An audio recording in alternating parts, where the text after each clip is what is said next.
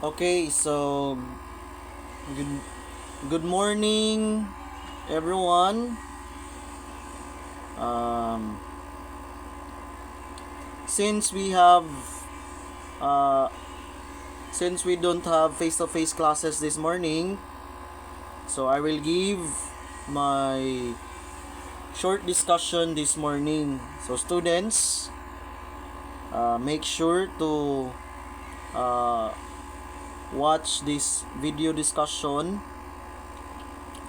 because when we have our regular class na, we will have a quiz. Okay, so our lesson for this morning is all about the context, content, processes, and consequence of socialization. How many times I already explained to you last meetings during our discussions uh, regarding about the importance of socialization. And before that, these are the following objectives of our lesson this morning. You're going to understand the nature of various social groups, define and identify the different types of groups that are present in a certain society, and then you're going to explain the role of social groups in shaping identities of individual person. So there are already concepts, no, if you try to focus on our objectives in our lesson, there are terminologies that you need to remember. We have social groups and social organizations. So okay, we will skip that one. So there are terminologies that you should familiarize. So first, what is social group? So when we talk about social group, is a collection of individuals who have relation with one another that makes them interdependent to some significant degree.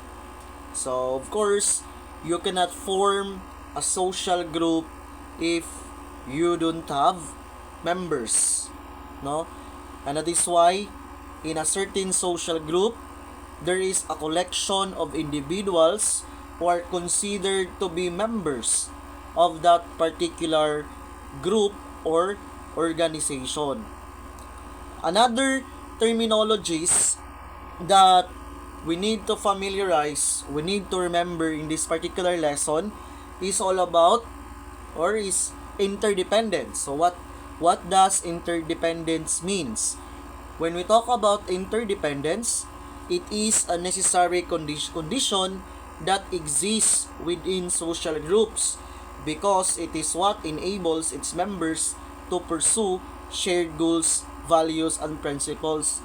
So if you associate yourself in a certain group, no, you cannot form a group even though you have members if the members of that particular group doesn't possess this particular characteristics, and we call this one interdependence.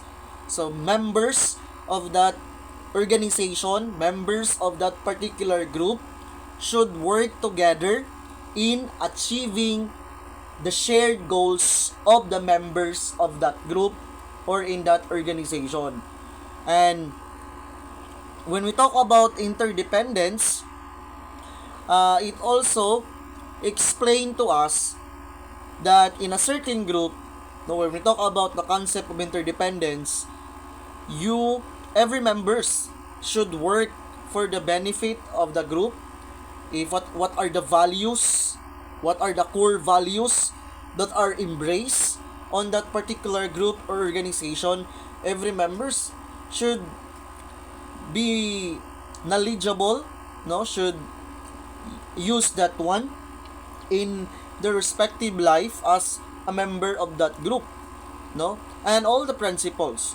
So that is the meaning of the concept or terminology interdependence. So we cannot form a certain group or organization if the members who belongs to that group or organization doesn't have interdependence.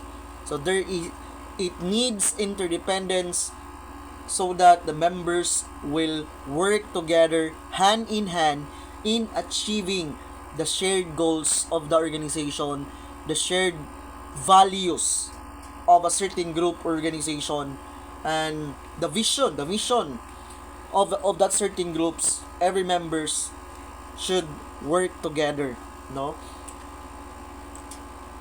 It differentiates social group from an aggregate.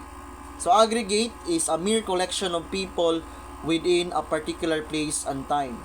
So when we talk about aggregate group, it doesn't have any interdependence.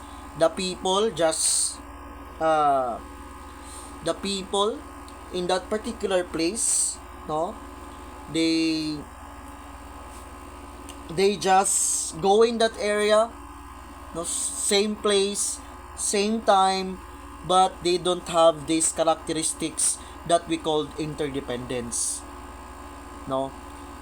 That is why when you wanted to associate yourself in a certain group, in a certain organization, the you need to check first if that group that you wanted to associate, it possess this condition that we call interdependence. If the members of that certain groups or in that certain organization, they have this so-called interdependence with one another.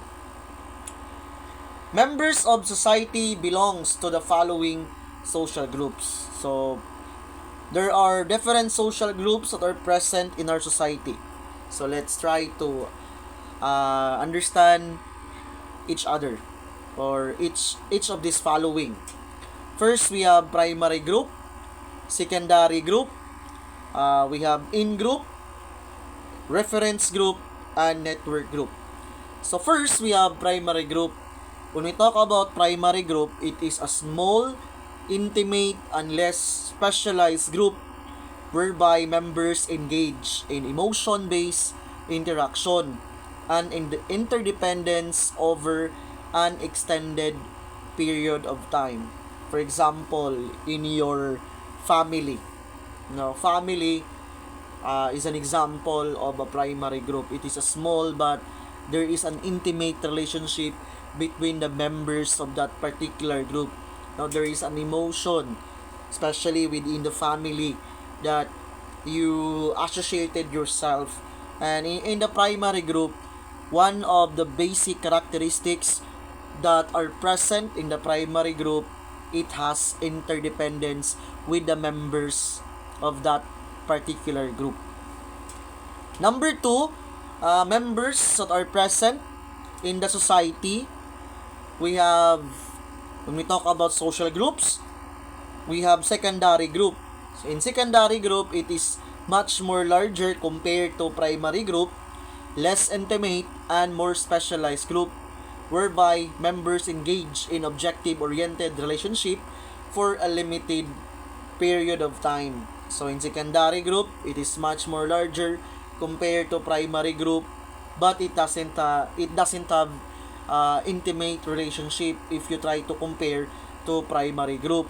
So it's more on specialized aspect in which the members of this group, they associated themselves because they wanted to achieve something in that particular group, especially an objective oriented type of necessities that you usually find this one in secondary group. Number 3, we have in-group. In-group is a group which a person belongs and with which he or she feels a sense of identity. So in an in-group, no, you as a member, you feel that there is a sense of identity. You wanted to associate yourself in that particular group because there is an identity that you are seeking for. No, that you wanted to achieve in associating yourself in that particular group. So in N group, if you belong in this particular social group, there is a feeling of sense of identity. And then in out-group, meanwhile, it is a group to which one does not belong and to which he or she may feel hostility. That is why there are members in a certain group, if they don't feel that they are part of the group, they don't feel that they are given value, no, if they don't feel that the group doesn't they don't feel any sense of belongingness, then there might be a tendency of those members to left on that particular group because they do not feel the sense of belongingness, they don't feel the camaraderie, they don't feel that their existence of being a member or associated with that group are being valued, no? So there might be tendency that there are members who would like to, or they will feel hostility of that particular group, and we call that one out group, no? Then number 4, social group that are present in our society, we have reference group. So in reference group, these are group which has strong influence on an individual's belief, values, behavior, and attitude.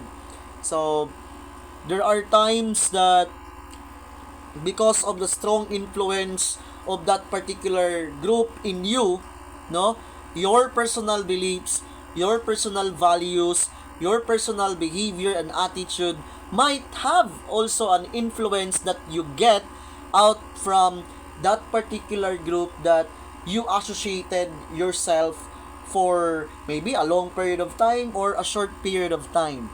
So there are, if there are reference group that it can change your values, it can change your behavior, it can change your attitude, it can change your personal beliefs. We call that those group as reference group. Me for example, there are people, no, I associated myself as during my college days. I am a member of University of Cebu National Service Training Program facilitators in University of Cebu main campus for 3 years.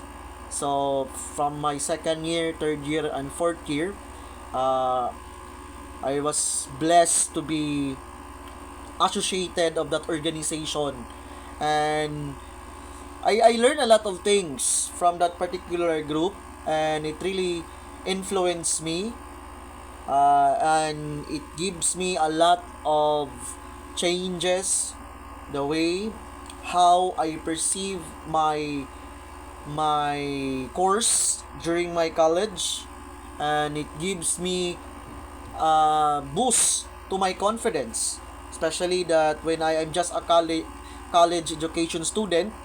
At first I have this low self-esteem, no? At first I'm not that confident to speak before the crowd, but because of my engagement with that particular organization, with that particular group, the UCCWTS NSTP facilitators organization, it developed me to become a better person.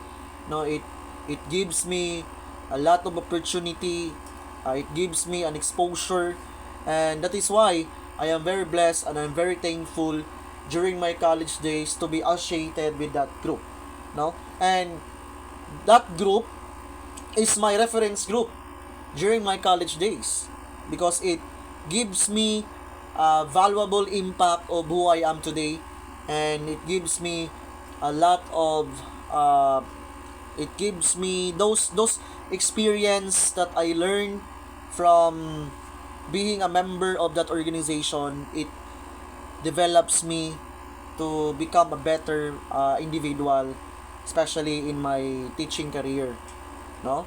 So that is one of my example of my reference group. Then number 5, we have network group. Network group refers to the structure of relationship which has interconnection, ties, and linkages between people, their groups, and a larger social institution to which they all belong.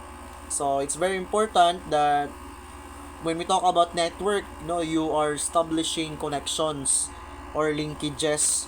If you have many ties, if you have many connections, linkages between people, between organization, it's very easy to associate, no?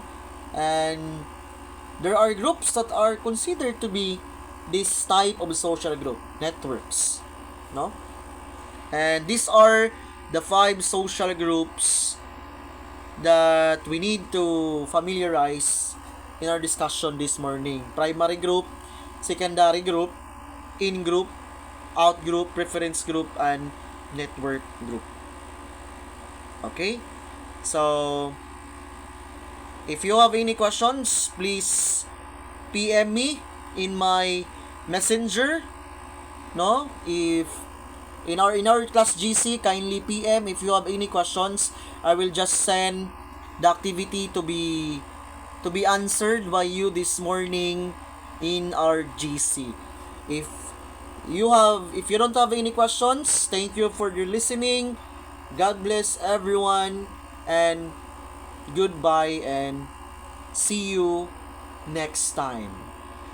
Adios.